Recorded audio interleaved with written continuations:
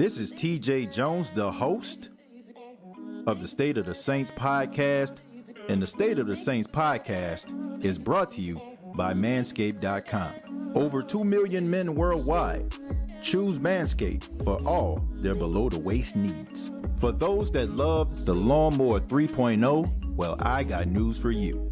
The Manscaped engineering team has confirmed that they have successfully created the Lawnmower 4.0. The Lawnmower 4.0 gives you the ability to turn the 4000K LED spotlight on and off when needed for a more precise shave. The new trimmer even allows you to customize your trim all through additional guards lengths, sizes 1 through 4. And looks-wise, it's sleek with a two-tone matte and gloss finish, even features a hot foil stamp, black chrome Manscaped logo. Show your more off loud and proud. Go to manscaped.com, use the promo code STATEOFSAINTS, and you will save 20% off of the Lawnmower 4.0 as well as other Manscaped items. That's manscaped.com.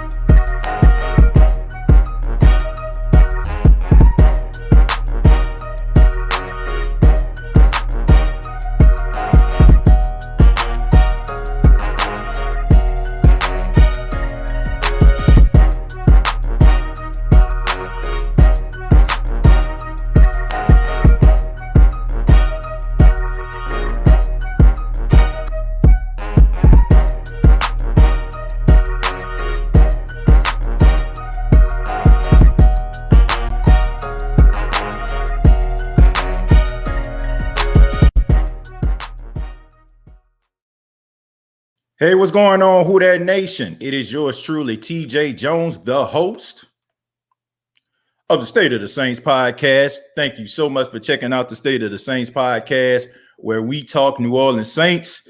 And on this edition of the State of the Saints podcast, I'm really excited about this, folks, because we are broadcasting live on all of the streaming outlets that we have here, man, from Unapologetic Podcast, from the State of the Game, from the State of the Saints, all the different platforms, man, because we're going to be talking about the New Orleans Saints, of course, because this is the main source right here, the State of the Saints podcast. But we're going to be talking about some of the hottest topics in all of sports. But first, the main topic we're going to be addressing, of course, is why aren't the New Orleans Saints getting any type of respect from the national media when it comes to this season? And this actually stemmed from something that I seen that happened online. I told everybody I've been, trying to get back on Twitter, trying to see what's going on. Because quite honestly, man, I mean, I'm on Twitter, but I'm not really on Twitter. So I really don't follow too much about what's going on. But I had opportunity to go on Twitter, and I seen Saints safety C.J. Gardner-Johnson, and he posted something that I thought that was very, very interesting, man. This was actually a power ranking here. And the power ranking was the best odds to win the NFC. And I'm looking at some of these names right here, man. I'm looking at some of these teams, as you can look on the screen, and you see that the New Orleans Saints are placed at number 7. But you see some very interesting names above them that you have to wonder to yourself, like, you know what I'm saying? It's very, very interesting here. So, of course, C.J. Gardner-Johnson was talking about how the Saints aren't going to get any respect. And you had cornerback Marshawn Lattimore says that's why we got to turn up and we're not worried about what they got to say. Of course, me as a Saints fan, I just don't understand why you have people that are, under the timeline of C.J. Gardner-Johnson saying, oh, it's over for the Saints. They through. They ain't never going to win nothing no more. Drew gone, this, that, and the third. And it's very, very frustrating to me when people come to me as a Saints fan or present this evidence to Saints fans, and for a fact that it's just something that they actually heard or a narrative that they heard that they feel like they can cling on to so they can run with and say these things to Saints fans, because they are really honestly believing wholeheartedly with everything that they have that the New Orleans Saints still, in this day and age, over the last few years, all they had was Drew Brees. And we know as Saints fans, we know for a fact that this isn't true. That's the most frustrating thing about all of this, Who Dat Nation. When somebody feeds you some nonsense, you know for a fact it is not true. It just ticks you off. Like, they really are running with this narrative as if the Saints are just going to fall off a cliff because Drew Brees is gone. And I don't even blame them, man, because look, I might step on some toes here on the State of the Saints podcast on this edition, but quite honestly, I do not care. Some people really don't know that much about football. They feel like they're giving you their own take, but in reality, they're giving you the take of these mainstream media and the people that they follow. And we all know, man, people don't try to go for the truth no more. They don't. People align themselves with things that they want to feel is the truth. So if you're a Falcon fan, right, you want to listen to anybody that is going to tell you how much the Falcons are so much better than the Saints and how the Saints are going to fall off a cliff. Why? Because you want so desperately for that to be your narrative. And now you have these clueless analyst individuals, and I'm not talking about the people that we see on TV, but these clueless casual fans out there that run with this narrative and tell you whether or nothing without Drew Brees.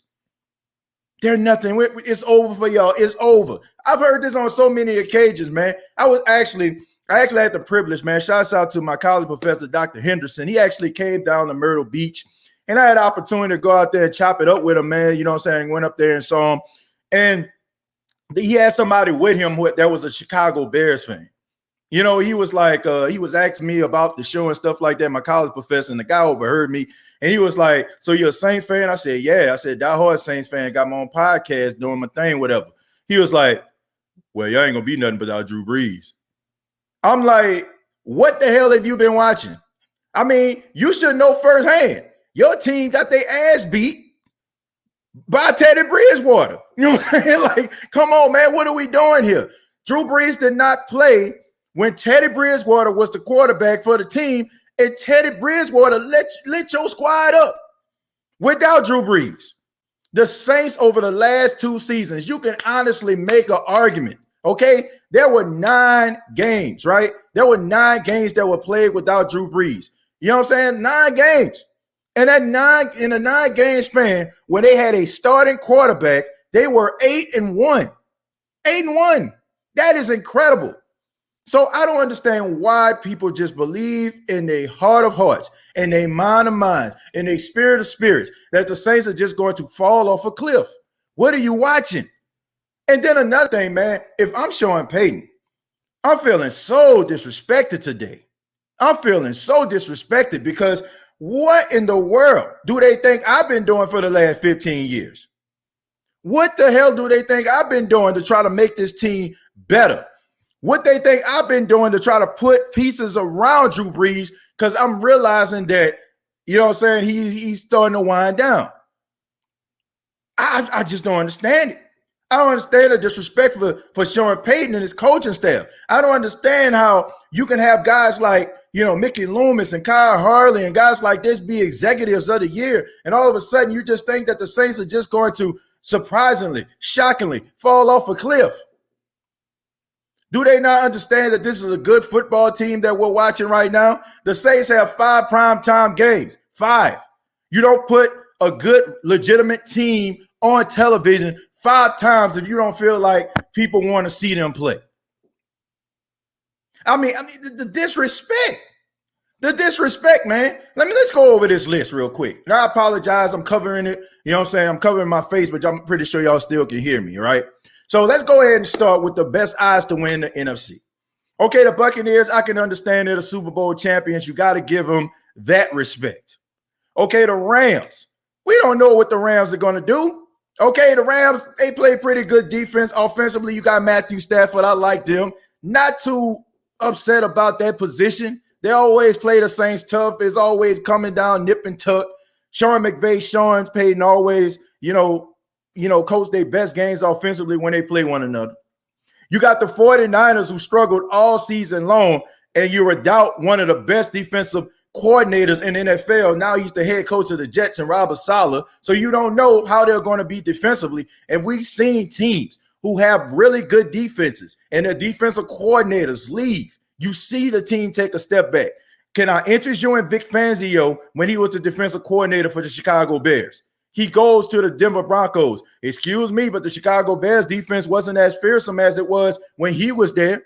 So you don't know what that's going to be. The Packers, you don't know what Aaron Rodgers is going to do. Aaron Rodgers just came out and said, we'll see. We don't even know if he's going to play week 1. So you're telling me how everybody's been criticizing the way Jordan Love has been playing football and how he's been throwing the football and how he's been practicing. You're telling me that the Saints can't beat the Packers week 1? And oh my goodness, the Dallas freaking Cowboys, the epitome of average. They couldn't play defense to save their mama life, are ranked number 5. This is a prime example of this media bias, this nostalgia act that's going on in the National Football League. We understand that you guys want to make excuses to talk about the Cowboys. The Cowboys have proven that they can win games. The Cowboys have proven that they can put all of the talent around them as they possibly can, but they still lay an egg and they still fail to make the playoffs. Rather, Dak Prescott throwing for 5,000 yards is completely irrelevant. You got Ezekiel Elliott looking like a mere shell of himself. You got a defensive team that can't play no defense. Secondary can't stop nobody and have not been anything since Ryan Marinelli and Chris Richard were there. So how in the hell can you put the Cowboys in front of the Saints? And the Seahawks, to me, is a toss-up. I like the Seahawks. I can understand that. But putting the Saints at 7th is the most disrespectful thing I have ever seen in my entire life. Let's look at this list one more time. The Saints beat the Buccaneers twice in the regular season. They beat the 49ers, almost beat the Packers if Taysom Hill would have held on to the football. The Cowboys are a joke. They beat the Seattle Seahawks the last time they played them. So what in the world is the media thinking with this nonsensical BS rankings that they actually have? What are they thinking? This is nothing. This is nothing more than the media trying to create a narrative. They want to create the narrative that, like, honestly, I'll say it, forget it.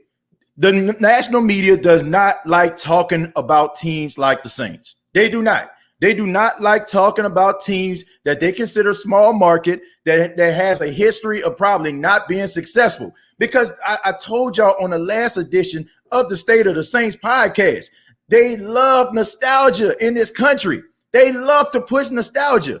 I just told y'all, they're making a brand new movie on Clifford the Big Red Dog. I remember Clifford the Big Red Dog. I used to watch him on a projector screen in the library at Lorraine Hansberry Elementary School when Miss Grant, the librarian, used to put it up there. I remember when we used to have the book fair. I remember buying books when I was 4 and 5 years old of Clifford the Big Red Dog. I remember when my mom was talking about when she was young, she was watching Scooby-Doo. I had twin cousins who were born in 1997 were in love with Scooby-Doo. We love nostalgia, so they like to push this narrative. And you look at teams like the Jags, and you look at teams like like the Saints. You look at teams, that like the Buffalo Bills and all these other teams that are on the come up. They do not like talking about these teams. So what do? Oh, we got to push the narrative. We got to push ratings. And we already seen that ESPN is full of garbage. I mean, have y'all not seen what's been going on with that? I'm sorry, folks. I know I'm probably going to make a lot of my friends over there that work in that company upset, but I could care less. We seen, okay? I cannot hide what I saw. I'm sorry, okay? We see that they're actually having a conversation with one of their analysts about them trying to clean up their act when it comes to certain things. So we all know if they are going to go those lengths to try to clean things up, what are they trying to do when it comes to them talking about these same teams every single segment? Now, I mean, honestly, man, there's no way in the world, like, honestly, objectively, should the Dallas Cowboys be talked about more than a Saints football team that has won more regular season games in the last 4 years. And don't give me that stuff about, well, when the Saints, when they make it to the playoffs, they just fail. What? I mean, what did the Dallas Cowboys do? That's the whole narrative that they push. That's the whole narrative that they push. The Cowboys, they hype them up all season. They make them a borderline Super Bowl contender, all so they can talk about them 2, 3, 4, 5 segments in a row. So you're telling me that they're worth talking about more than a Buffalo Bills team that just won the AFC for the first time and I don't know God knows how long? That they're more worth talking about than the Cleveland Browns, who have been the epitome of mediocrity, the epitome of suck. I'm sorry, Cleveland fans, but it's true. You're telling me that the Cowboys are worth talking more than Baker Mayfield and a Cleveland Brown and Kevin Stefanski turning around a franchise? Are you telling me that they're worth talking about more than a guy like Brian Flores out there in Miami, who have turned that team into an incredible defense and was on the brink of a playoff appearance?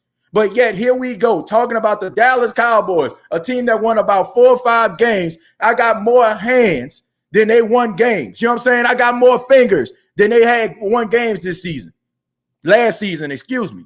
And this is what they tried to push down our throats. This is what they try to tell us as fans that we need to buy into. Miss me with this nonsense, man. Miss me with this nonsense. I'm tired of people trying to use these different power rankings and these analytics and this pro football focus mumbo jumbo in order for them to try to create narratives so they can book shows lazily, very lazy, and they want us to believe what they're selling. No. Look, tell that to somebody else that don't understand Nielsen ratings. Tell that to somebody that don't have meetings in broadcasting every quarter talking about the ratings and what we can do to try to push shows. So miss me with that. And don't talk to me about, oh my goodness, well, that's what people want to hear. No. Okay? People want to hear what you're telling them. They trust you to tell them what they need to hear. But as long as we continue to go down this rabbit hole of nonsensical BS, like, we're never going to get anywhere. You're not going to tell me that you have 6 other teams in the NFC that are better than the New Orleans Saints. I don't care what you say.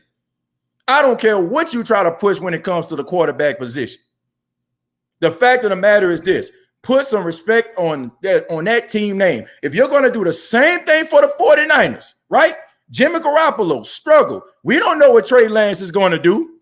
They have a brand new quarterback, but you're expecting them to go out there and play good defense and have good leadership. So what's the difference between the Saints and the 49ers? Knock it off.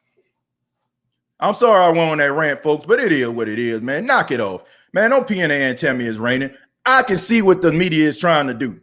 You're not going to tell me, oh, well, the Saints, they don't know they're having a quarterback competition. Huh? Isn't the 49ers having a quarterback competition? Last time I heard, wasn't the Green Bay Packers having a quarterback competition? We don't know what Aaron Rodgers is going to do. Knock it off.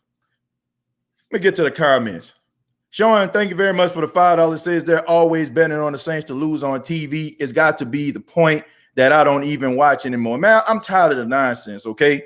Look, I want some unbiased journalism going on right here. I look, if you're good at what you do, if you're talented, you're the best at your craft, and you're one of the best, people are going to feel you any way it goes. Anywhere it goes. If you're good at what you do, people are going to buy what you're trying to sell them. Well, you're basically not trying to sell them anything because there's passion behind it. I'm just sick of this, man. Like, I get it. I understand ratings and all that kind of stuff, and you have to have sponsors, and you want those Kraft macaroni and cheese commercials to come through. I get it. But don't mess with my intelligence and make me believe that everybody in America just loves to hear cowboy stories. They love to hear cowboy stories because that's what y'all pushing. Y'all forcing it down the throats of the establishment. So what's going to happen? It's rather some people are going to love it because they fans, and some people are going to just wish that the bad things happen to this team because y'all keep making us feel like we have to care about them. That's not how things work. You can do that like, honestly, you can do that with virtually anything. Don't believe me? Where my wrestling fans at? How many of us as been watching wrestling our whole entire life? How many of us seen Vince McMahon push Hulk Hogan? You know what I'm saying? To a point where he almost started getting booed. How many of us seen him push guys like John Cena to a point where we were just tired of watching him? How many times we seen him push a guy like Roman Reigns, who, you know what I'm saying, people like seeing him now, but before all this, they didn't like it. They're like, man, what this dude get out of my face, man? Trying to convince me that this guy is good. So it's all of a sudden you're going to turn some people into fans, or you're going to turn people into like, man, I hope this dude lose. Like, get out of here. What are we talking about here, folks? You know what I'm saying? This whole smoke and mirrors game that they got going on in the media, man, is laughable. And when you can actually see what's going on, it just ticks you off. It just ticks you off when people's intelligence get insulted. What are we doing, man? Like, what is happening? What is going on, folks? Man, somebody please explain to me what in the heck is going on. Why do they think that we are just that gullible? Like, do they think we have not seen what this team has done in the last 4 years? You can't just disrespect a team like this and expect anybody to just go up here. You can't just go up here and just feel like people going to accept that. Hell no. TJ's goodness. Thank you very much for the $2. Says, oh my. Look, man, I'm sorry, man, but I'm fired up. I'm fired up on this episode, as y'all can see, because this is enough is enough. Enough is enough. I'm tired of it, man. I'm tired of the nonsense, man. I'm gonna stroll down a little bit, and I do apologize if you see, I have not read your comments. Feel free to put it back down there again, so I'll be able to read it. And then we'll probably take a few calls, okay? I want to thank Sam for becoming a new supporter of the State of Saints podcast. He says Cleveland, Buffalo Saints, those teams are going to make a lot of noise. I agree. And they should be talked about, Sam. They should be talked about. It's as simple as that. That's all I'm saying, man.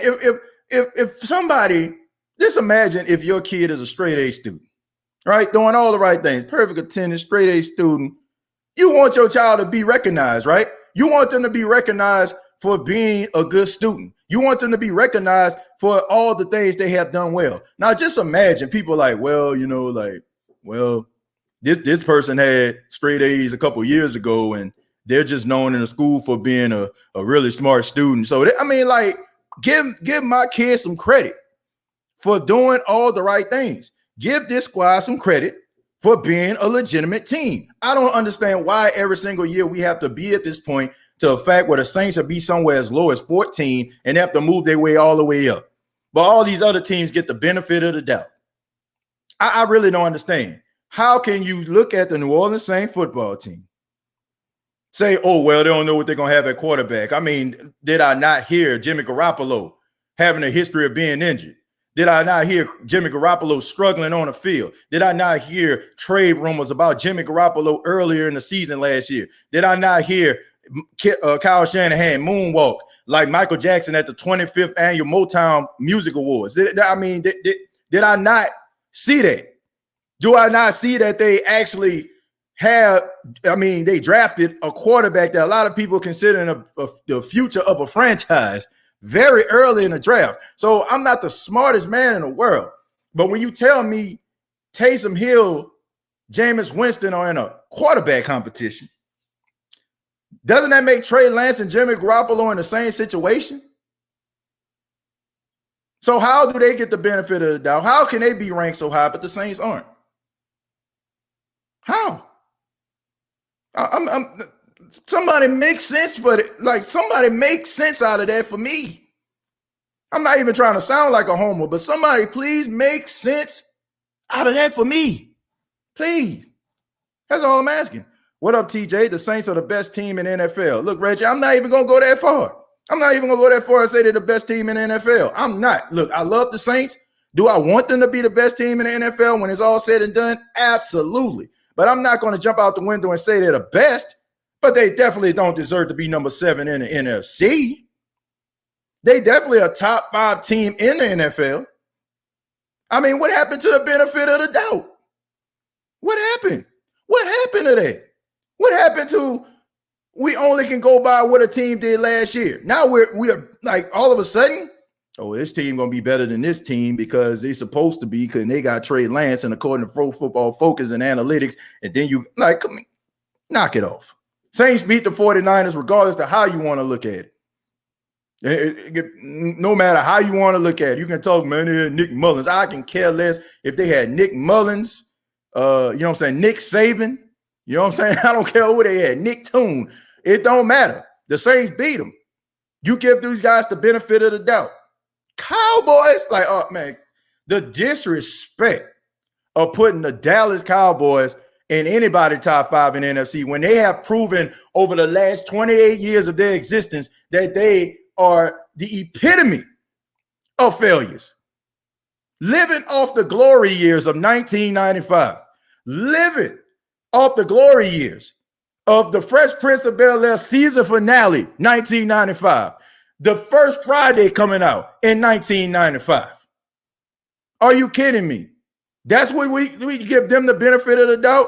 Oh, the star when they open up the roof so God can look down on the cop. Man, look, miss me with all that Roger the Dodger, you know what I'm saying? Like Drew Pearson stuff. Those days are gone.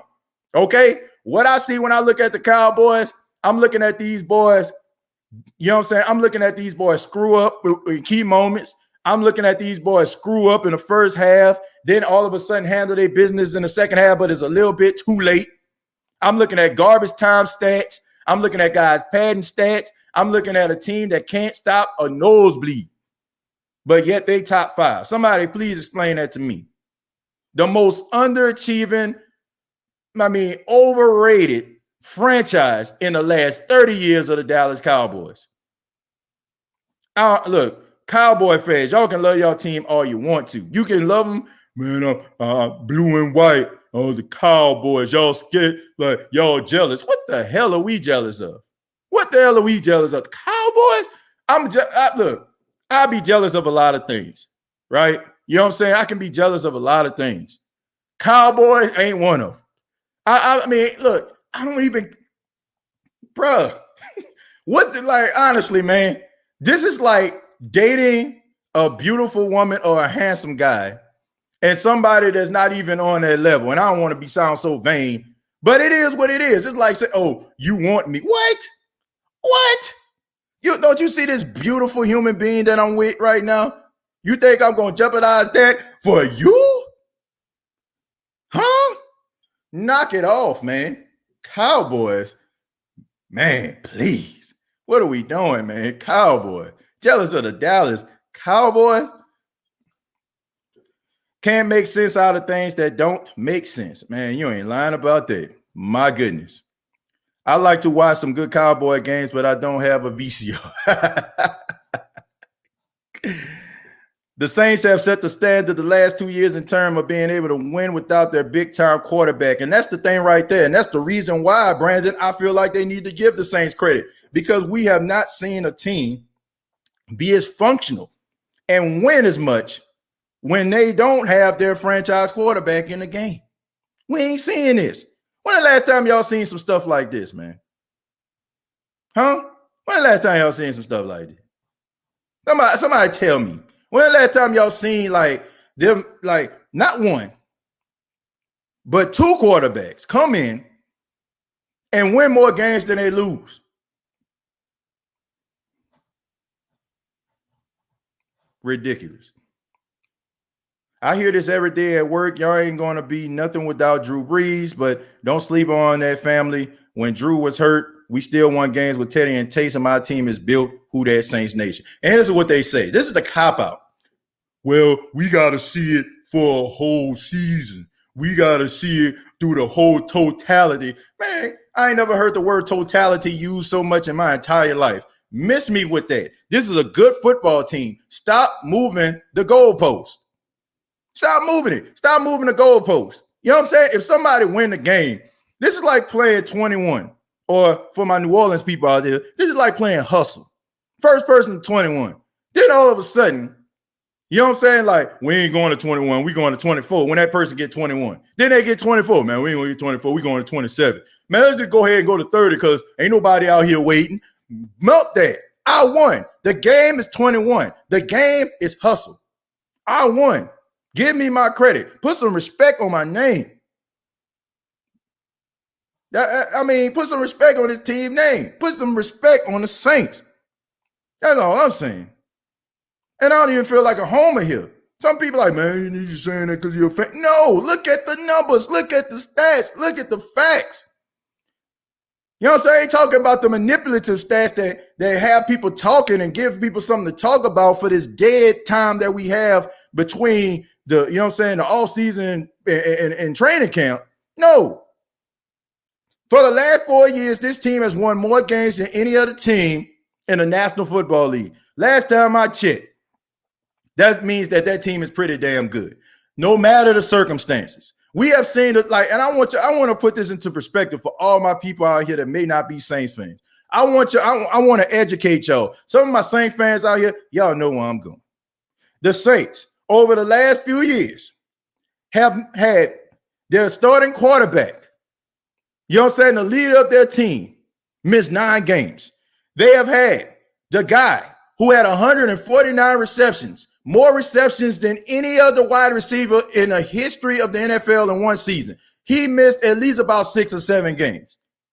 You had Alvin Kamara, who was playing about at 70% in 2019, and yet the Saints still went to the playoffs. You had the New Orleans Saints in one game, had both of their starting cornerbacks miss a game, and had P.J. Williams and Patrick Robinson on one side, respectively. And they won. The Saints, who didn't have no number one receiver, took an undrafted free agent out of Tennessee in Marquez Callaway and had him with almost 100 yards receiving. This is a team that had a guy like Latavius Murray, the backup to Alvin Kamara, come in a game against the Chicago Bears and rush for 119 yards. And had them averaging 159 yards from scrimmage. This is a team that had David Onyemata and had Sheldon Rankins out of the lineup, only to have 2 undrafted free agents and Malcolm Roach, Shy Tuttle start, and they still held the team less than 100 yards. I say that to say this, folks. Any circumstances that the Saints have been faced with over the last 2 seasons, they have been able to overcome. When Drew Brees went down over that stretch, that 5-game stretch, the Saints were a top 5 defense. So what that tells you right there, that this team, no matter what adversity faced them, they still a damn good football team. So for them to say that just because Drew has retired, rolled off into the sunset, this team is no longer going to be worth talking about, is straight asinine. What team can you think of that have went through these type of circumstances, folks, and have still been able to manage and win football games despite the circumstances? I seen Patrick Mahomes dislocate his kneecap, and the Kansas City Chiefs couldn't wait to get this guy back. Had to rush him back. I seen Jimmy Garoppolo get hurt. I seen Dak Prescott get hurt. I've seen all these different quarterbacks that get hurt. 1 or 2 players miss a game, and the team just falls off a cliff. And yet the New Orleans Saints elevate their game. Really live by the next man up mentality. Win football games, and they get punished for it. Somebody help me make sense out of that. Yeah, I'm attacking these idiots disrespecting the Saints, man. Bump them boys, man. Stop it, bro. You killing them. I'm just being real. I wouldn't hate the Cowboys if it weren't for Jerry Jones. Yeah, man, look, he's just trying to turn it into a circus, man. That's all that is. I live for seeing Stephen A. Smith rip the Cowboys after the usual loss. Time for a few voodoo dolls. Well, don't need no voodoo dolls, man. I mean, ain't no need. If we talk about the Cowboys, why waste your money? If we talk about the Falcons, why waste your money? You know what I'm saying? Like they doing, they doing better. Just you would think that somebody already have a voodoo doll somewhere in that facility. Abby says the Cowboys won 3 playoff games in the past 30 years, and we get disrupted, disrespected, man. Last time we probably Jeff Hotsteller. Yeah, you got to go back. I agree, TJ. They need to give us credit, but also to be fair, we also need to step and win in the playoffs, man. 4 years, 49 wins, and not once Super Bowl. Come on. Clay, look, I get it. I get it. And you heard me talk about this, but here's the thing. That does not defeat the fact that this team needs to get talked about because, Clay, I don't know if you just got here, but that's the whole stick about the Cowboys, right? Picking them as a Super Bowl contender, thinking that they're going to live up to expectations, only to see them fail in key moments, only to see them fail to reach the playoffs, not reach the playoffs, rather, see them in the playoffs, be a 1 seed, and fail. That's the whole stick. And yet they will talk about them as if they just won a Super Bowl. All I'm saying is this. I don't care. If the Saints got 49 wins, they're a good football team. They're worth the topic of conversation. Even if you want to create that narrative, fine. But they deserve to be talked about. They deserve to be respected. I mean, that's what I'm saying. Look, anytime I hear the Saints being talked about on mainstream sports shows, it's always to talk about the opposite team that they're playing against, right? So if the Saints are playing the Bucs, like I give you an example. The Sunday night football game when the Saints blew out the Buccaneers. They talked about the Buccaneers the entire time. They gave very little credit to the New Orleans Saints. It was all about what the Bucs did wrong in the game, not giving the Saints no type of credit. If they played the Cowboys, same situation. They talk about the calamities that happened on the other side of the football, not giving no credit to the Saints team that neutralized the opponent. Like, that don't make sense to me. It don't. Tampa ranked number 1 because NFL loved Tom Brady. They won the Super Bowl. They beat an injured Saints team in the divisional round. They should have lost. Green Bay, they beat a trash Chiefs O-line. Look, I have no problem with the Bucs being number 1. They deserve that. I'm sorry. May not want to hear it, but it's true. They won a Super Bowl. You give the champions credit. You give them credit. But at the same time, you give the other teams credit too that were good the previous season, just like you giving them champs credit. The Cowboys over the Saints. I mean, I cannot believe this. Man, these people have some nerves disrespecting us like that. Man, I have no clue what the hell's going on with that. They stay hating on the Saints. Man, that's the understatement of the decade. Allen, thank you very much for the $4.99. Says last 4 years it was need to get rid of Drew. Now he gone. We ain't doing nothing. Saints carried Drew for a few years, not Drew, to be honest. I mean, look, everybody understands that Drew wasn't what he once was when he was in his prime. His career was starting to wind down. The Saints were kind of building teams, to be able to adjust to, the limitations of Drew, rather getting guys that can get yards after the catch, rather getting guys, that were speedy guys where he can, be a little bit elusive in the backfield when it comes to wide receiver screens and the screens and in general. I get it. But, man, I'm just so tired of disrespect, man. I'm just tired of disrespect. I'm about to go ahead and open up the phone lines, man. Once again, thank you all for tuning in. I really do appreciate that. Only thing, once again, I just ask everybody to keep their calls at a minimum. When individuals come in, I just want to make sure that, everybody get an opportunity to talk. But I got to thank a new sponsor of the State of the Saints podcast, Dynasty Owners Fantasy Football League.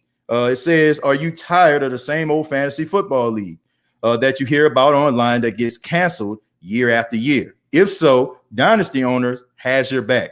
Dynasty Owner unite the fun and excitement of fantasy football with the skills and strategies of the front office by incorporating a salary cap and real NFL player salaries. For diehard fantasy football fanatics, they want the real GM experience. It adds a whole new level of strategy to fantasy football. We think it's such a big difference maker that we hold 3 patents on it. Go to dynastyowner.com. Once again, that's dynastyowner.com for new leagues for the 2021 season that are forming right now. So once again, that's dynastyowner.com. All right, we're going to open up the phone lines. Hope everybody, like I said, just keep your calls at a minimum. Feel free to chime in. Talk about anything that you would like to talk about, sports related. Like I said, we're live on all platforms, so feel free to talk about anything you feel, okay? putting the link in the chat right now. And like I say, man, I'm just fired up, man. I'm fired up. Yeah, they picked it. We picked the right episode because I'm fired up. While we're waiting, look, I love Drew, like everyone else. We're more than that. Yeah, but that's the narrative that people been following the entire time. That's what they've been following the entire time. So when people say Drew Brees, that's what everybody starts to believe. And eventually, you know, when you start saying Sean Payton, Drew Brees, like, Gonna go to Keen Arthur, man. Keen Arthur, how you doing, man? Man, what's down with you? What's going on, man? How you doing on edition of the State of Saints podcast? I was doing good till I read the title of your video. Yeah, man. Look, man, I just had to keep it real, man. I had to keep it real. Wasn't very happy or satisfied with what I saw, man. The disrespect of that ranking that I saw. I mean, just total disrespect, man. But I would love to get your take on it. What you think about the power ranking? Say, bro, I gotta give credit what credit is due in terms of, you know, me and you had this conversation. I personally don't think the Buccaneers better than us. Right. Even in the playoffs, we discussed it. The things that led to us losing. It wasn't them just dominating us offensively. We turned the ball over in the red zone. They couldn't move the ball on us when they had to start at their descent and at their part of the field. Right. So that's it, neither here nor there, but credit to them for getting it done anyway. They capitalized off our mistakes, whatever. Right. But, bro, you're not going to tell me you're going to put the PBS Channel Championship Cowboys above us, bro. The disrespect, bro. The disrespect. Man, dog. How you become America's team and you don't have nothing to show for the last 40 years? Man, that's all I'm saying. That's all I'm saying. Like, what, bro? And then you put the junior varsity 49ers above us, bro? Man. Are you kidding me? Them people have been good since 18, 17? Man, bro. I don't know. I know what their argument is, but like I said, man, the problem I have, Keen Arthur, is how they're willing to give other teams the benefit of the doubt, yet they don't give the Saints the benefit of the doubt. I mean, I just don't get it. Like, when they'll say stuff like, well, Dak Prescott got hurt. I mean, okay, Drew Brees. The defense of the Cowboys was terrible, like awful, god awful. Mike Nolan is fired as we speak, looking for a job, looking through the classifiers right now to find work. That boy about to drive for Uber Eats. Man, I mean, I don't understand, bro. Like, how teams get the benefit of the doubt, yet the Saints don't. Somebody explain it to me, man. TJ? Who else was in that top? Man, I'll pull it. 7. Who else was up there? I'll pull it back up for you, man. Oh my God, the Seahawks. Seahawks. Well, look, I ain't got no problem. The Seahawks, to me, they kind of on that same type of wavelength with the Saints to me. You know what I'm saying? Like, they that team that can beat anybody. You know what I'm saying? But at the same time, I can get it. But 49ers, like, the argument and the narratives, like, they have a quarterback competition right now. So I'm pretty sure that's the excuse that they're going to have for the Saints. So what's the difference between the Saints and the 49ers? The Saints, in my opinion, I mean, they have more than what the 49ers lost. Like, You got to account for Robert Saleh. Robert Saleh got a head coaching job for the Jets right now. Their former defensive coordinator. Honestly, name a team who had a defensive coordinator that had a team ranked in the top 5 in defense, goes and becomes a head coach, and that team still replicates that top 10. Right. Vic Fangio, I named him for the Chicago Bears, man. He goes to the Denver Broncos. The Chicago Bears fall out of the top 5 in defense.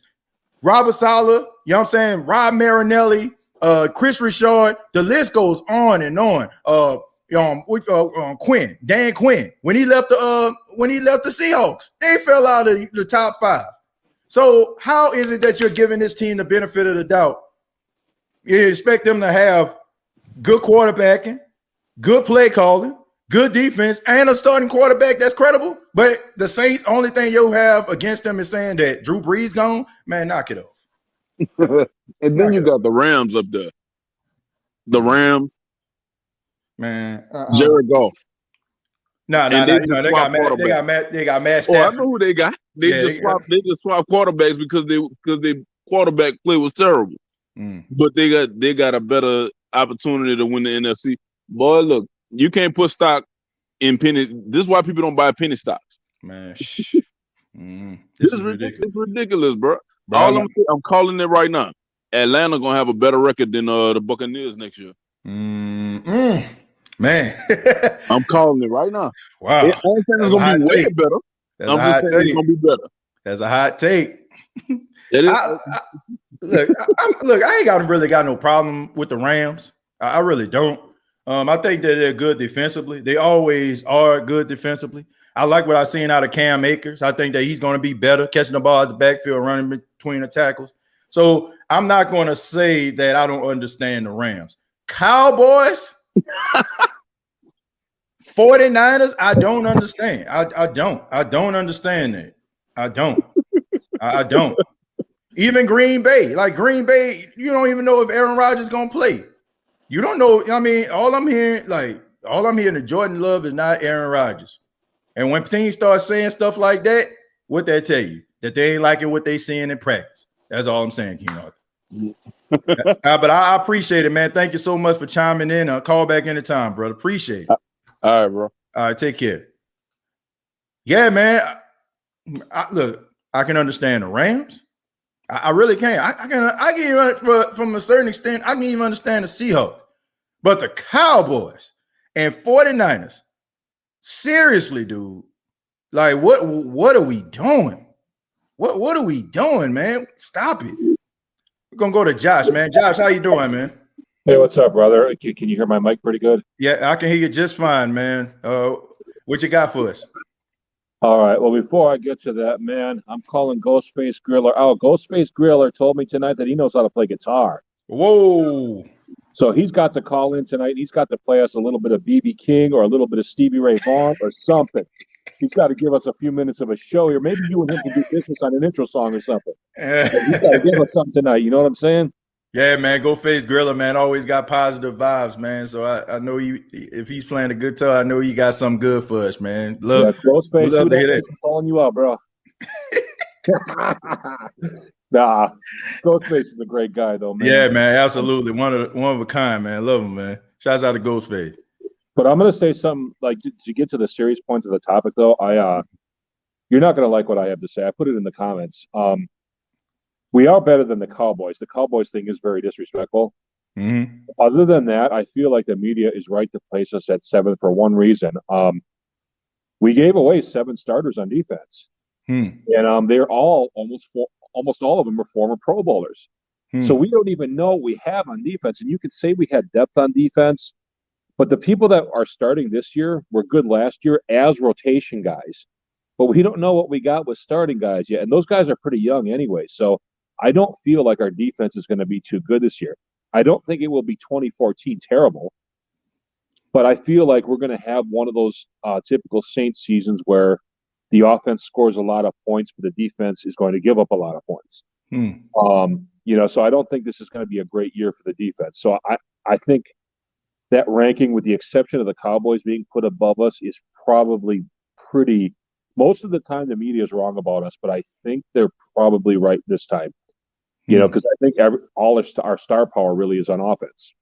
When I look at defensively, like let's look across the board, about who they actually lost. Okay, they lost Janoris Jenkins, right? If I'm not mistaken, Janoris Jenkins, he was number 2 cornerback. Who else did they lose defensively that you feel like would be such a huge deal and a huge loss? Okay, so now I'm having a brain freeze, bro. I mean, Sheldon Rankins, who's God bless him, but he's been in and out the lineup, torn Achilles, torn MCL, LPL, NAACP, FBI. You know what I'm saying? Like, I like him, but I mean, to me, the Saints, I feel like this. You have chemistry on this team. You have the same defensive coordinator. So I feel like that gives them an advantage over the 49ers who lost Robert Saleh. I don't think people are giving Robert Saleh the credit for how good he had that defense playing. Like, there's a reason why you have like some of these guys that you never heard of defensively end up, playing real good for the 49ers because he know how to develop those guys. I think you have an interesting point, but it's just hard for me to just believe that Saints just gonna fall off a cliff. So where do you see our defense ranking? Defensively, I think the Saints can have like a top 10 defense. That's not hard to do. That's not hard to do. Like I think they can have a top 10 defense. If pending, if they have a credible pass rush, Cam Jordan go back to the way he used to be. I think they can have a credible pass rush. I think they can play good defense. I think they got some smart players. These guys been together for a long time, good chemistry, same defensive coordinator. I feel like that's beneficial. And you got a lot of young players that develop on the defensive line. Now the linebacker position is still questionable, but I don't think it's to a point where the Saints just just self-destruct. I just can't see it, man. Their coaching staff is just too good to me. Well, I mean, I hope you're right, you are like right about like the staff. I mean, with the exception of Dennis Allen, we'll see. But I think that. Oh, and another thing, Jameis will have some interceptions this year. We got to be patient with him. We have to remember he hasn't worked out his kinks in real game time yet, so we got to let him get through that. You know what I mean? Mm-hmm. But I feel like he's going to be a superstar quarterback real soon. Yeah. I'm interested to see that, man. But Josh, thank you so much, man. I really do appreciate it. Call back anytime, man. All right, call back in a couple minutes then. No, I'm just kidding. Take care, man. Yeah, I mean, look, that's an interesting take. Josh believes that they got a good spot. Like they lost some players, but look, I think chemistry it plays an important role, man. Like I really do. I think the chemistry in the secondary. I think offensively, me personally, I would. This may sound crazy, but I think the defense might end up starting out playing better than the offense. Because I feel like the offense, you have to account for the quarterback position. A lot of people aren't putting a lot of stock into this whole minicamp thing. What the Saints did in minicamp was pretty unconventional. Like it was a lot of classroom stuff. And I feel like the reason why it was more classroom oriented because they had to account for the fact that they had a new quarterback. They're going to have a new quarterback. It's going to be a completely different system. And you sitting down, you're going to have to be a student of the game. So it would not surprise me whatsoever if the offense doesn't come out the gate just lighting the world on fire.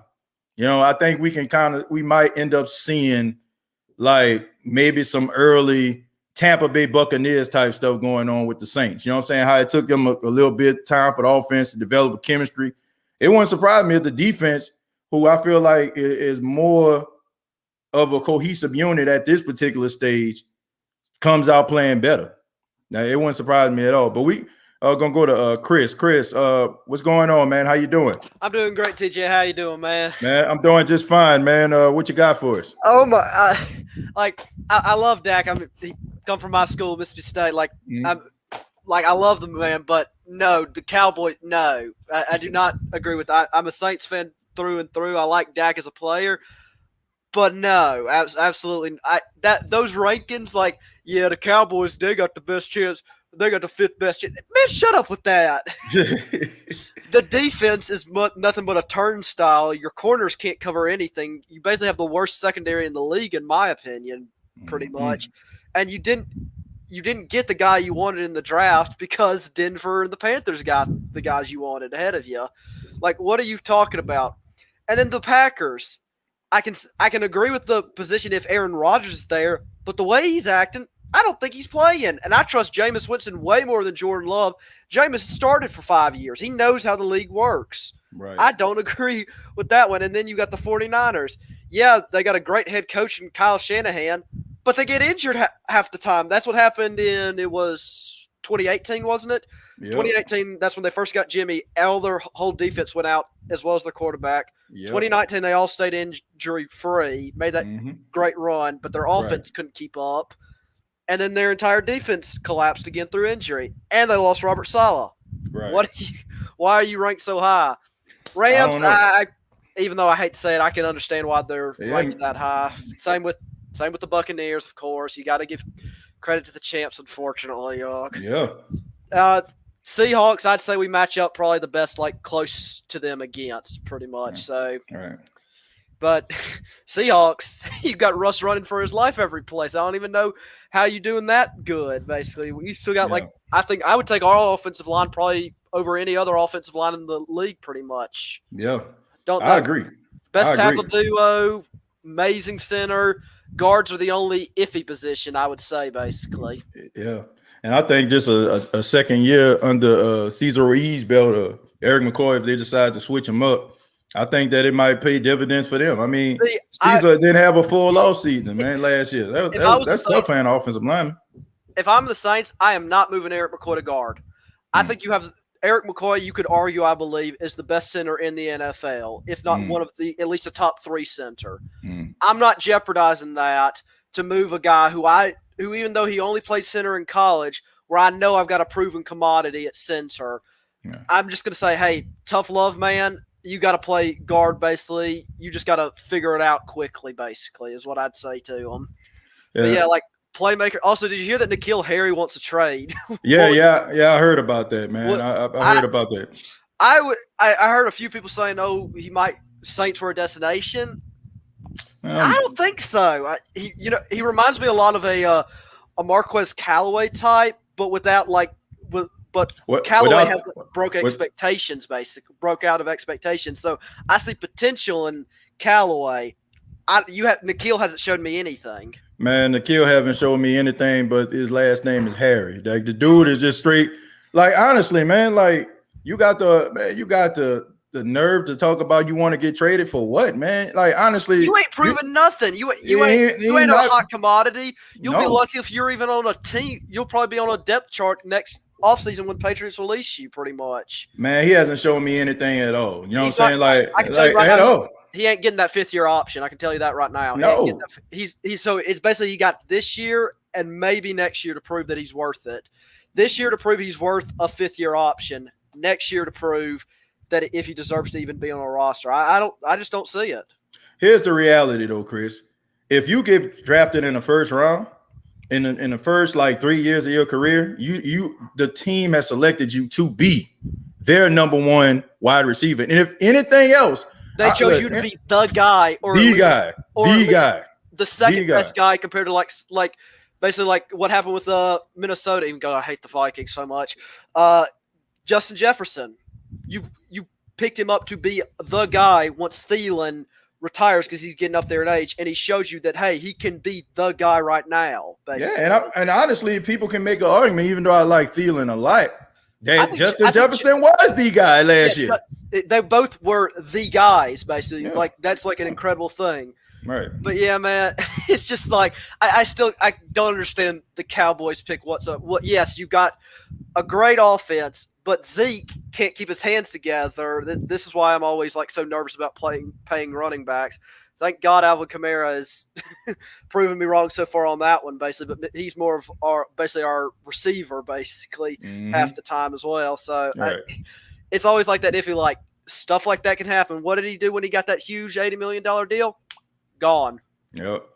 So that was a big mistake. That was a big mistake for them, but we know Jerry Jones, he likes to take care of players. He cares about what people think about him. He wants to be. Jerry Jones more of a people person. He don't care about winning anymore, I'd say. Yeah, to be honest, I mean, would you? You know what I'm saying? If you every single year your team is ranked number 1 when it comes to net, you know what I'm saying? Net over the entire year when they do these Forbes magazine, you know what I'm saying? Countdowns and how much money the team made. They always ranked as one of the top franchises in the world. So 2020, when offense was not your priority, they took CeeDee Lamb, who, by the way, I think is an amazing receiver, and I would have loved to have had him fallen a little bit more, basically, to the Saints. But that was not your priority. That was not your problem. I mean, you needed help in your secondary badly. Star power. That's all they want. You know what I'm saying? They just want to sell some tickets. They don't care if they end up 8-9, 7-10. Yep. Yeah. Before I get out of here, TJ, I want to give you my predictions for the Saints. I'm going to say it's either between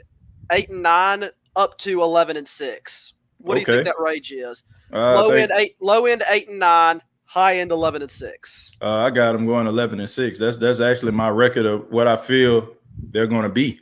You know, I think that the Saints are going to be a double-digit win team. I think they're going to make the playoffs, and I definitely think I'm just saying like the range, like if like they like mess up like everything, like all the predictions. I would say if I had to give you an exact answer for what I would say, 10-7 or 11-6 would be my answer. Yeah, I mean, look, if I feel like this, if Drew Brees was in the prime of his career, I would have the Saints like, you know, if this was Drew Brees coming back being prime Drew, like, yeah, I think they would win like 13 games. But I think people have to account for the fact there were games where Drew Brees just got hot late in the game, third, fourth quarter when the Saints were down. Yeah. And he got them in positions to score. I think about that Chargers game. Oh, right. Yeah. You know what I'm saying? I think about the game where they went down 14-0 against the Detroit Lions and they scored 5 straight touchdowns. Like, people may have their reservations about Drew last season. Yeah. But you have to admit that there were some games that he put the team on his back and he helped them to get over that hump. And I just feel like that comes with understanding defenses. That comes with, you know, being a seasoned veteran, seeing it all and doing it all. And when you have like young guys coming in, they may not be at that particular point when it comes to tempo. They might find themselves trying to rush down the field because they feel like they got to, you know, score real quick if they're down by 10 or down by 14. Yeah, it's all about pacing. People start to panic after one quarter. If they're down 0-14, I'm like, there's still a whole another 3 quarters to play. This game changes just like that. Just get a tempo and start making good plays. Basically, start just making progress. Basically, but yeah, I still think Jameis is going to beat out Taysom easily for the starting role. I think the vertical passing game is going to come back to the Saints pretty heavily. I think they're going to stop basically with the short and intermediate thing. I think Traquan, if there's a time for him to break out, it will be this year. He was drafted as the slot vertical threat. This is the time. If not, I don't see him being on the roster for a year or so. Chris, look, if this was a couple of years ago, I probably would agree with you on that. But they love him. Like Sean Payton loves him because how tough he is and how good of an outside block he is. Like this dude, like he blocks very well, but like when it comes to production, he puts up wide receiver 3 numbers, not wide receiver 2 numbers. Well, I think there's always I think there's a place for him. I think that he's gonna get another contract. Now I ain't saying he's gonna get 4 and 5 years. He might get a 2-year contract, a 2-year deal or something like that. I wouldn't be upset about that. It's mainly like I don't want him getting like a big like long deal. Oh no. Like I'm like you are because I feel like I got something better in Marquez Callaway coming up, and Deontay Harris. We could find a good position to put him at. Deontay Harris reminds me a lot, like for size of Marcus Colston personally, like the way he like came into the league, basically like utilities like you can use him for. Because Sean Payton I know loves Deontay Harris, and at the end of the year he was really getting involved. It just sucks in that Tampa Bay game because I feel like if Harris didn't get injured, we'd have a lot better time running it because every punt return he was either scoring a touchdown or getting us within the 20-yard line, basically. Always putting points on our back. So yeah, I'm all right. I'm gonna get out of here, TJ. Let somebody else answer the phone. So okay, man. All right, take it easy, Chris. Take care, man. All right, man. Shouts out to Chris, man. Good take right there. Yeah, man. Look, if I'm a betting man, you know, I'm not much of a betting man, but if I was, I would say Deontay Harris when his contract comes up, I think he's gonna get paid more. I think it might be an issue where he might end up, you know, based on his skill set, based on the abilities of Jameis Winston, I can see Deontay Harris making a lot of money to a point where he might end up, you know, having to leave New Orleans due to the fact that they might not be able to pay him. Because I mean, the dude is like so dynamic on special teams, and he's emerging as a wide receiver threat. Like seriously, man. Like people are like comparing this guy, and I mean, I don't see it just yet, but they're comparing him to like a guy like a Tyreek Hill. Now I think Tyreek Hill is a little bit more stocky than he is. He can kind of absorb the punishment, even though they're around the same size and they're both fast. But he might play his way out in New Orleans. It wouldn't surprise me, man.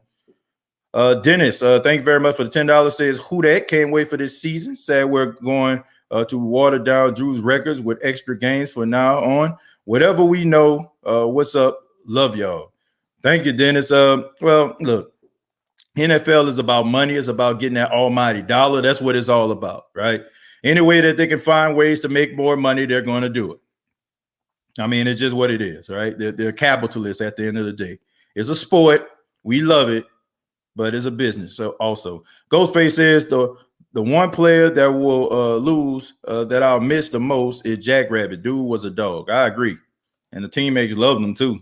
They loved him. So, but I look, this call me naive, but I just think Paulson Adebo is going to be special. I think the kid's going to be special, man. Anybody that has not done already, I ask that you go ahead and give your boy a thumbs up if you're enjoying the State of the Saints podcast. I'm definitely enjoying the show. Thank y'all so much for tuning in. We got Mark. Mark says if Taysom Hill is a dual threat running style, Lamar Jackson style quarterback for the Saints, that may work because that's the style now in the NFL. But Mark, I got to tell you, man, a guy who has he has a track record of being injured. He has a track record of being injured. And when he was a starter for 4 games, what happened to him? He got injured. So running that Lamar Jackson style offense works for Baltimore. But I'm just saying, man, you got to have a level of durability about it too. And I like Taysom. I think he's tough, but I mean, he has a record, track record of being injured. And you can say, oh, well, he hasn't gotten injured since he's been in the NFL. Well, he wasn't under center every single snap. So I don't know. Like, I don't care. Like, as long as whoever they decide to start goes out there and ball out, that's all that matters to me. That's all that matters. Mark says, I feel if Winston doesn't fix his accuracy issues, then we will be in 8-9 Well,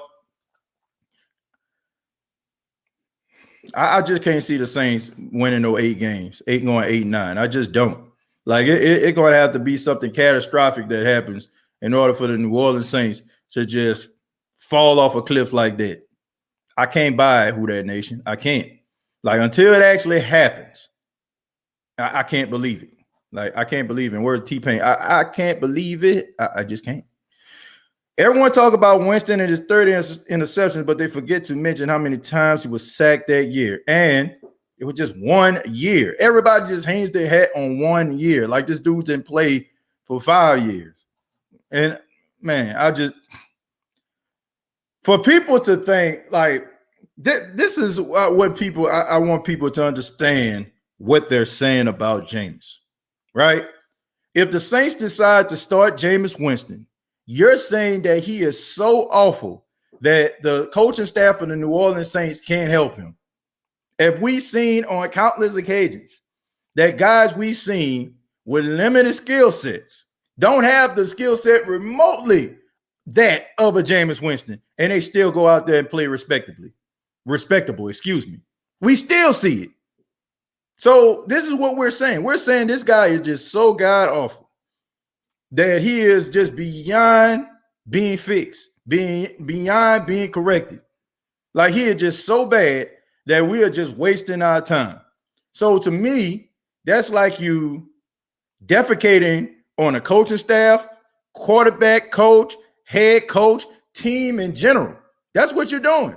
To me, because first off, you're saying that the Saints don't know what they're doing. I have to say this. I know I get mad on draft night because it's mostly my fault because I have like a certain expectation about what the Saints need. Not so much about who they select, right?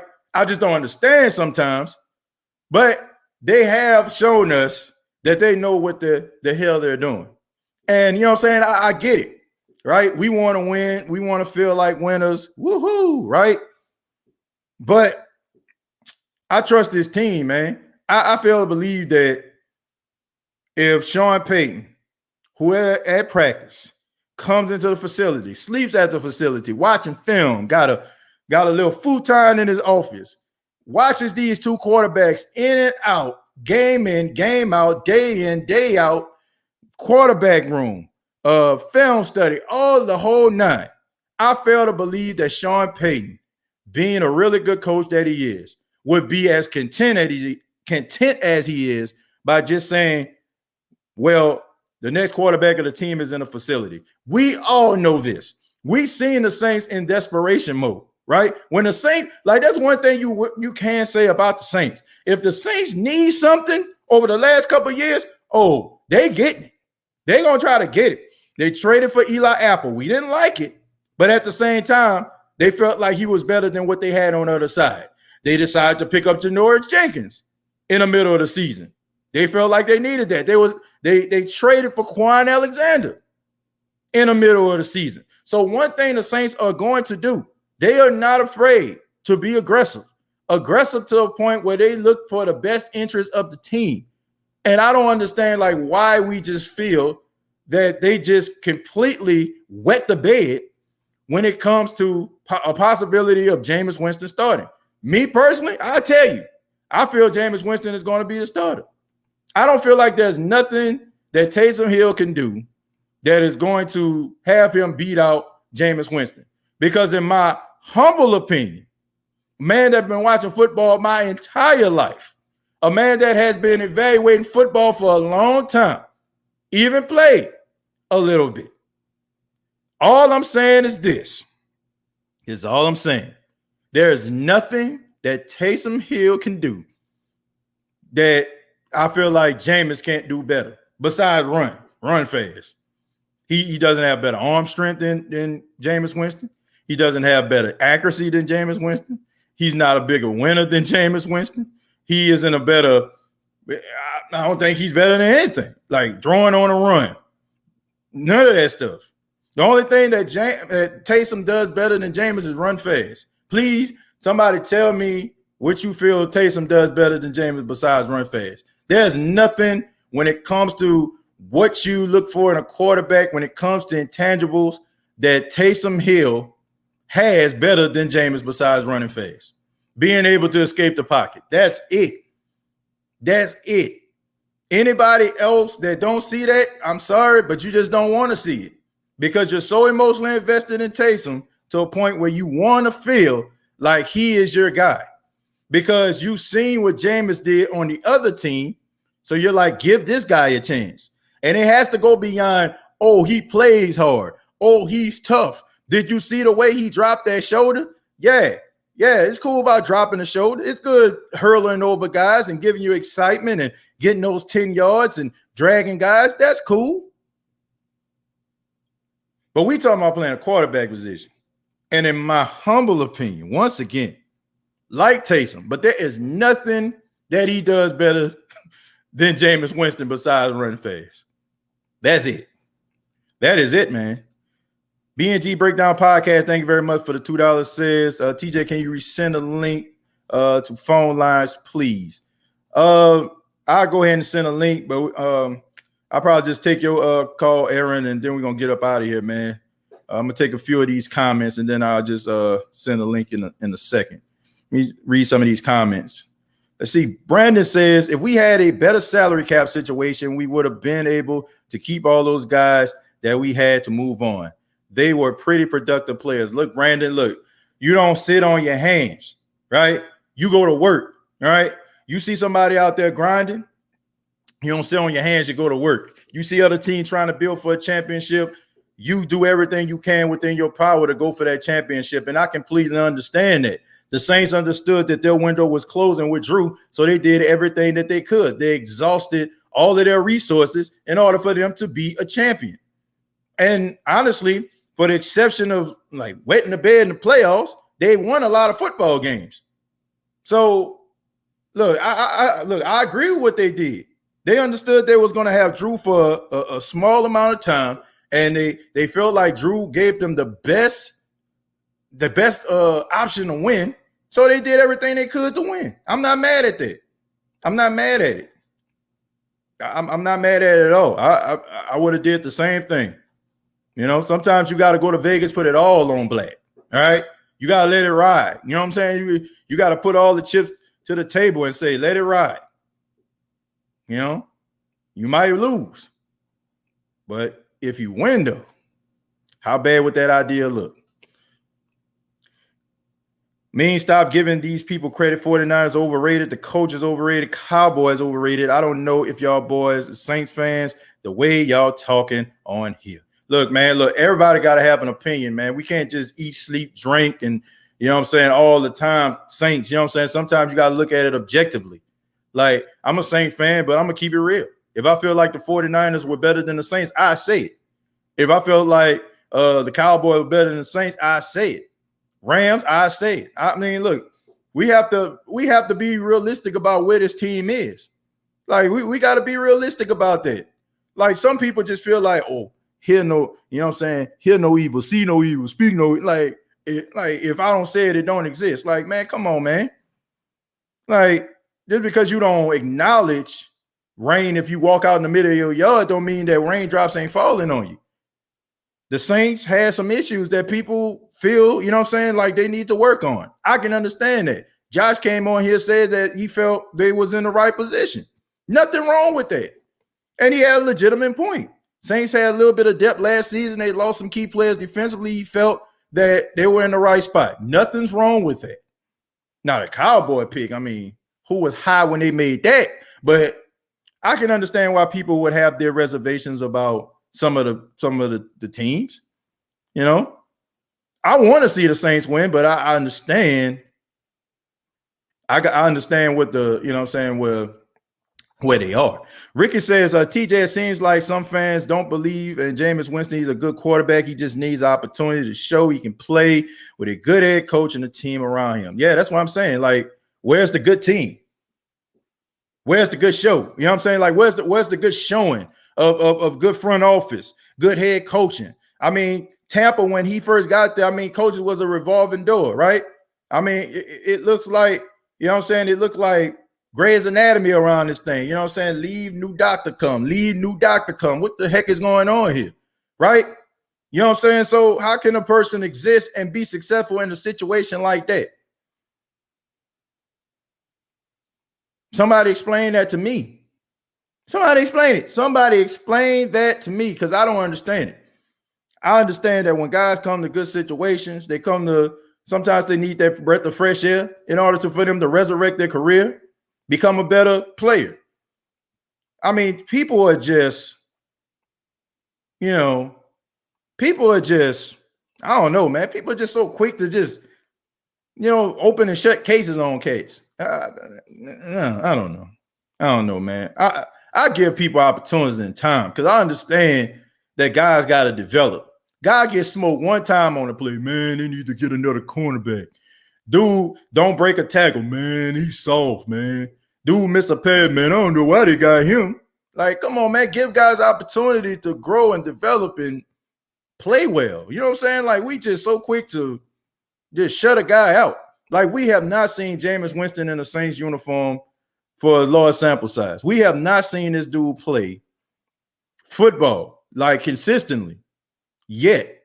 You know, with Sean Payton, with this team. So we don't know what the dude gonna do. We don't know what he gonna do. But all this stuff about people like hitting me up, man, I don't think Jameis the answer. How the hell do you know? How do you know this? You know what I'm saying? Like, how do you know he's not the answer? How do you know he's not going to be, you know what I'm saying, a formidable quarterback? How do you know? Besides the fact, like a lot of our anger about us not liking the guy, a lot of our anger about what he did in college is taking crab legs, looking at the Tampa Bay Buccaneers play. He played for Tampa. Tampa was bad, therefore he's terrible. You know what I'm saying? Tampa plus Jameis equals terrible. So Jameis is terrible. Like, come on, man. Give a guy an opportunity to resurrect his career. And all these folk out here that's quick to jump out the window and talk about this dude ain't the answer. If this dude light up the league, trust and believe. I love everybody here. But we all know people love to send Tim TJ Jones receipts. They love to send me receipts. You said this. So guess what? I'm sending receipts. Trust and believe. Trust and believe. All these people are saying, man, he ain't the answer. He ain't the answer. He ain't the answer. Trust and believe. We're going to have a special receipt episode of the State of the Saints podcast, and I will have more receipts than Walmart after Christmas on some of you people that are willing to go ahead and say that this man isn't the answer. I did it when people was talking about Alvin Kamara, miss Mark Ingram so much. He a shell of himself. He not that good. The Saints need to trade him. He ain't worth the money. I kept the receipts when people were talking about Michael Thomas not being good enough when he was up for a contract. I have more receipts, once again, than Walmart the day after Christmas. And for all those people out there that's defecating on this man before he plays a extended amount of snaps for the Saints, I have those receipts. Dennis, thank you very much for the $5. Says, I know they're going to surprise the league. I agree with that.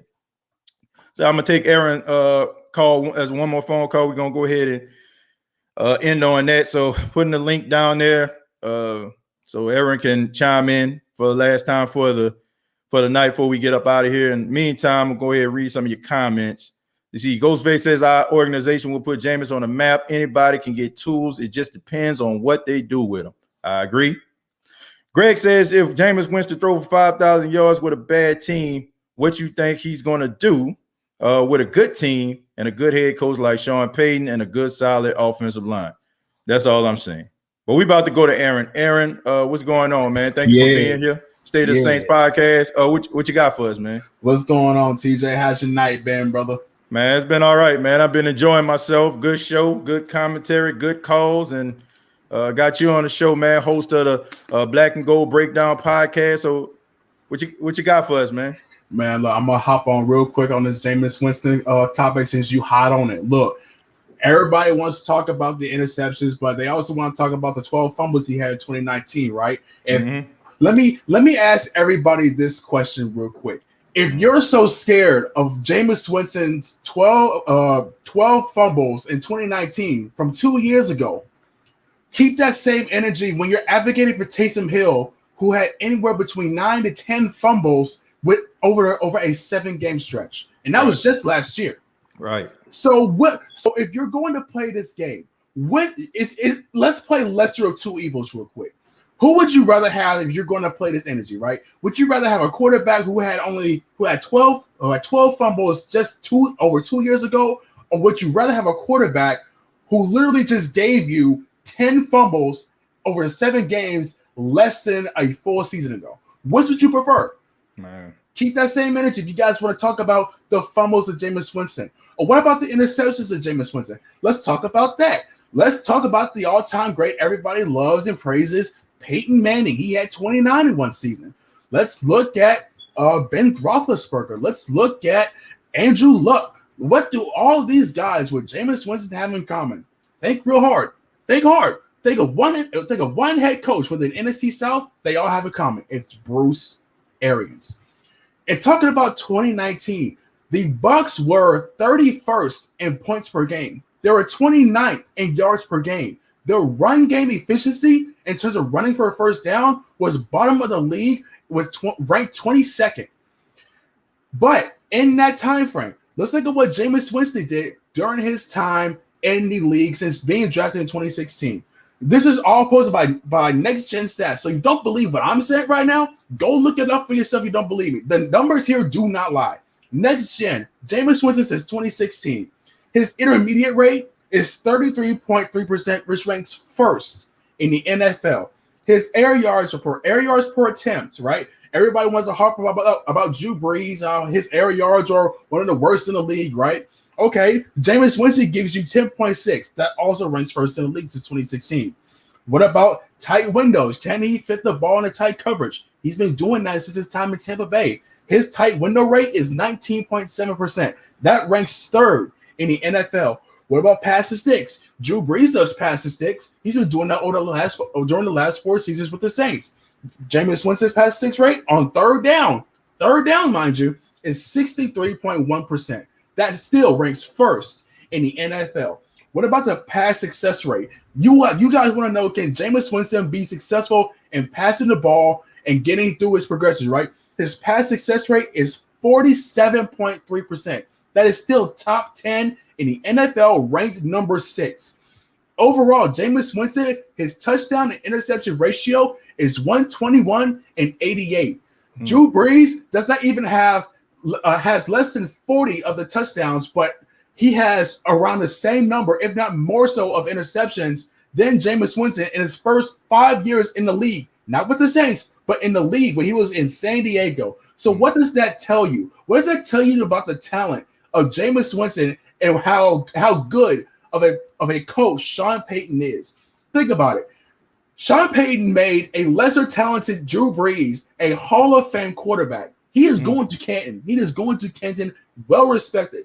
Right. So if Sean Payton can do that for Drew Brees with less talent, you guys to be wondering how much he's salivating at the mouth to work with a guy like Jameis Winston, who's arguably got the same similar type of talent as Aaron Rodgers.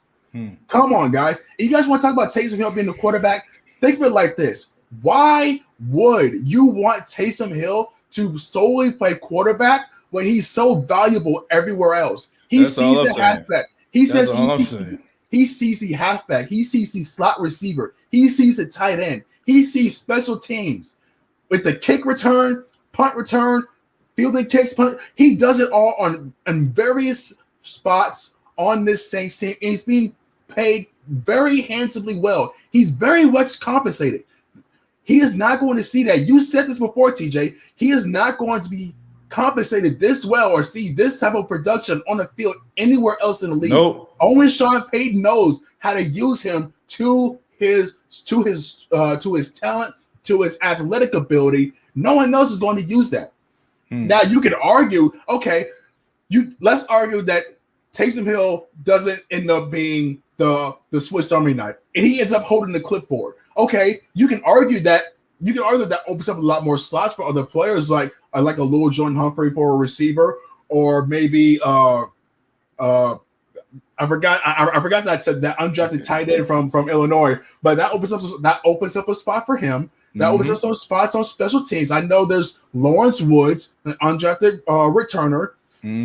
A lot of stuff can open up, but Taysom Hill is a mismatch nightmare for opposing defenses and opposing special teams.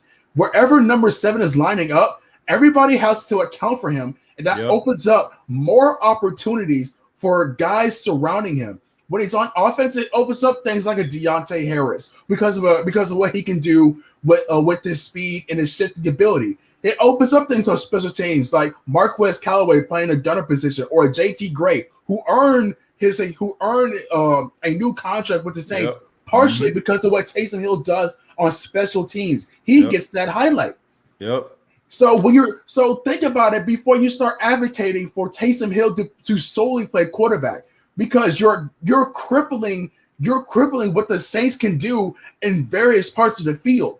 If you guys want this team to succeed, you do not, under any circumstance, want to put Taysom Hill solely at a quarterback position holding a clipboard without a really strong contingency plan lined up. And that is going to be very tough to do in short order this season. You would need to have a full year to really properly plan for an offense and special teams without Taysom Hill in it. Like, stop kidding yourselves. Stop kidding yourselves with this. I don't get it. I mean, honestly, I don't understand it. Like you said. I mean, this dude, like Sean Payton, is so good at offensive innovation. This dude got Tim Tebow back in the league. You got Tommy Stevens out there, Saints drafting him. Carolina going out there getting him, trying to do the same thing the Saints are doing. And then there's another topic that we need to touch on, that a lot of the teams used to play close to the line of scrimmage, play the sticks when Drew Brees was there because they knew the ball wasn't going to go over their head. Now think about this. Jameis Winston can throw the ball over a defender's head, right? What happens when Taysom Hill comes into the game? First off, you got to account for the fact that you can't play the sticks because he can throw the ball over your head. So the teams are going to play the Saints further back, which means if they do decide to run RPOs, that is going to be very, very dangerous because the field is going to be wide open in a spread offense. So me personally, that's what I've been saying the whole entire time, man. I get it. You know what I'm saying? People love Taysom Hill. I get it. I like him too. But at the same time, the dude is so valuable, being a Swiss Army knife, this is what's going to keep him in the league. Think about this. If he comes out here and becomes a starter, Aaron, he comes out here, plays, becomes a starter, and he flakes out, then what? But if Jameis is the starter, you have not only Jameis, but now, you know what I'm saying, Taysom can play into the league when he's 35, 36 years old at that same position, still continuously getting the bag.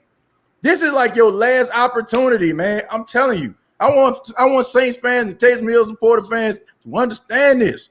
This is his opportunity. If he starts and flakes out, who knows what would happen to him next? You might go to another team that can't use you like Sean Payton can. So you're gonna be somewhere holding the clipboard and being up on the shelf collecting dust. I mean, that's just the way I see it, man. But Aaron, thank you so much, man. I appreciate your take, man, the passion. I appreciate that, man. And go ahead and plug your podcast before you get out of here. All right, look, we got the Black and Gold Breakdown podcast going on. I recently just found out about Melon. I'm pretty sure I'm seeing you use Melon right now. I think it is. It's just this new streaming software for podcasts and all that. Mm-hmm. I'm going to be opening up my live podcast again since training camp is right around the corner. Yeah. So next week, if you guys want to come around, you guys want to talk about passionate Saints football, I'm going to be doing that live stuff again on Melon. Since it's only $15 a month, I can definitely do that. I have to crunch some numbers. I can definitely do that. That's fair. So, and on top of that, I'm going to be doing something called Special Guest of the Week, where I handpick either a fellow Saints content creator or someone from my own follower base. You guys come on. You guys be that special guest for the day. We can talk shop, Saints talk shop, wrestling, whatever you guys want to talk about. That day is dedicated to you as my way of saying thank you for supporting the Black and Gold Breakdown podcast and everything it's striving to be. TJ, I want you to be the first. I want you to be the first guest, man, because I would not have even started all of this without you. You deserve to be my first special guest of the week next week when I go live. Man, I appreciate that, man, and definitely hit me up. We can go ahead and talk about that. Definitely would love to, man. You already know, man. I love your passion. You know what I'm saying? I love how driven you are. I love your passion for the team, and your podcast is taking off, and it's not a coincidence, man. So keep on doing what you're doing. Sky's the limit for you, and man, look, you're on your way, man, and I appreciate it. All right, you take it easy, all right? You too, TJ. Have a good night, man. You too. Yeah, man, that brother's on his way. Y'all can hear the passion in his voice, the knowledge of the game. Yeah, he going places, man. Shouts out to Aaron. Marie, a few more of these comments, man. Let's see. Let's go to Hurry Up and Buy. Hurry up and buy. Look at what Sean Payton did with old boy when Brees got hurt. Everybody thought he couldn't throw long yards. You talking about Teddy Bridgewater. Yeah. Dennis says, agreed. Brandon says the Falcons are a year away from full-scale rebuilding mode, and the Panthers are still somewhat rebuilding. Yeah, the Panthers got a good front office, though. They making some good draft picks. They make solid draft picks. I just don't trust the coaching staff. I just don't trust the coaching staff. I don't think they got the right coaching staff. Could be wrong, though. TJ is a gracious dude. Black and Gold is showing respect. Love it. Yeah, I mean, look, the guy is really good, really talented. And I'm definitely big up people that's out here doing it. I know how it is when you're starting out. You got a dream. I don't know how other people roll, but I don't have any jealousy in my heart. I want to see everybody eat. I feel like there's room at the table for all the people out here. There's avenues and lanes for everybody to be successful, and I want everybody to be successful. If you're passionate about what you do, I don't think that you should downgrade somebody or belittle somebody or discredit somebody because they're good at what they do. There's a blessing for you on one side. There's a blessing for them on the other side. God has blessings for all of us. And I think he blesses us abundantly when we humble ourselves and we give him the praise, right? So, I know for a fact I wouldn't be in this position without him. And I don't know how many religious people I have here on the show, but that's the way I feel. I wouldn't be here today. I wouldn't have these opportunities or the blessings that I have if it wasn't. So why not? You know what I'm saying? Why not, show people love and respect and and congratulate them on their accomplishments. I feel like we go so hard to try to discredit people, but we don't go that hard to congratulate people. You know, we'll show up to a person. We won't show up to a person's congratulations, but we'll show up to their annihilations. Right? I don't like that. You know, give people their credit while they're here. You know, encourage people. If you see that they're good at something, like, you know, like push them. You know, I couldn't be that person. Aaron always give TJ a shout out, respect, man. Aaron is, I tell y'all, man, I'm telling you, you know, in a few years, y'all gonna really like see this guy elevate. Like he's really good at what he does, really knowledgeable. Do remind me of me when I was younger, you know, like when I was coming up and just had this passion about, broadcasting and starting my own thing. Taysom going to help Jameis. I think Ian Book going to be that guy learning by year 2. Okay, Tyrese, I think he's going to be next Taysom Hill coming and helping the team because Taysom, Jameis, a 1-year deal. We can't keep both of them. Tyrese, we'll see. I'm still on the fence with Ian Book. Still feel like he'll career backup. Could be wrong. I would be happy if I'm wrong if things don't pan out with the 2 quarterbacks. Amen, bro. Terry says, preach, praise Jesus. Yeah, man. You gotta give him the praise. Got to, man. Like, especially things going good in your life. I think, my biggest issue sometimes is like when people, flock to the guy when things are going bad in their life. That's good. You know what I'm saying? That you find God and all that kind of stuff at some of the crucial points in your life. But man, when a good thing is going, man, give him the praise, right? You know what I'm saying? Like my grandfather often says, my grandfather's a preacher. He says sometimes we use God like an umbrella. Like, you know what I'm saying? When the sun is shining, we throw it in the closet. But when the storm and the rain comes, we tearing the house up looking for that umbrella. We got to give God the glory in our good moments. You know what I'm saying? And show him that appreciation, when things are going well in our life, and not when they just going bad.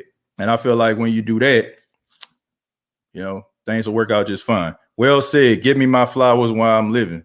Yeah. I mean, I don't need, like, honestly, man, I don't really need any flowers. You know what I'm saying? I'm just happy and blessed that you all are here. Like that's all that matters to me. You know what I'm saying? That you all, make this show what it is. I'm appreciative of that, and I often say this, having, faith and confidence and, in a guy from the Ninth Ward in New Orleans, who are just passionate about broadcasting, passionate about his hometown team. Sometimes I look and I'm like, I don't know what I did to be so blessed, to have a beautiful wife and son and, such great supporting, individuals that, email me, inbox me all the time, giving me encouragement. Man, it's humbling. And, I mean, I really mean it. I'm not even just saying it, I really mean it. What up, TJ? How would you fought if they call Tyreek Hill the cheater, then Deontay Harris is the leopard? Yeah, he pretty fast now. He pretty fast. Die like an umbrella. That's deep. Yeah, man. My grandfather, the king of of those analogies, man. Keep that ish or don't keep it at all. Yeah, bro. We appreciate it for sure. Thank you for all you do, man. No, thank y'all. Thank y'all. I really do appreciate that. But this has been the State of the Saints podcast. It's been a very exciting show. Hope you all enjoyed the show. If you have not already, go ahead and give your boy a thumbs up. Give me the old Arthur Fonzarelli. Hey, them 2 thumbs up. Let everybody know that you enjoyed the State of the Saints podcast. Also, check out the State of the Saints podcast on Facebook, facebook.com. Search the State of the Saints podcast. Subscribe to the YouTube channel, youtube.com. Search the State of the Saints podcast. Also follow me on Twitter at State of Saints, as well as Instagram on at State of Saints. And previous episodes available on iTunes, Spotify, iHeartRadio, Anchor FM. We're brought to you by Manscaped.com. Go to Manscaped.com, use the promo code State of Saints, and you will save 20% off of your purchase. So Thank you to everybody out there. Thank you to Dynasty Fantasy Football League, working with them. And good things are on the horizon for the State of the Saints podcast. Keep it locked right here for all of your New Orleans Saints talk. Till next time, all I got to say is,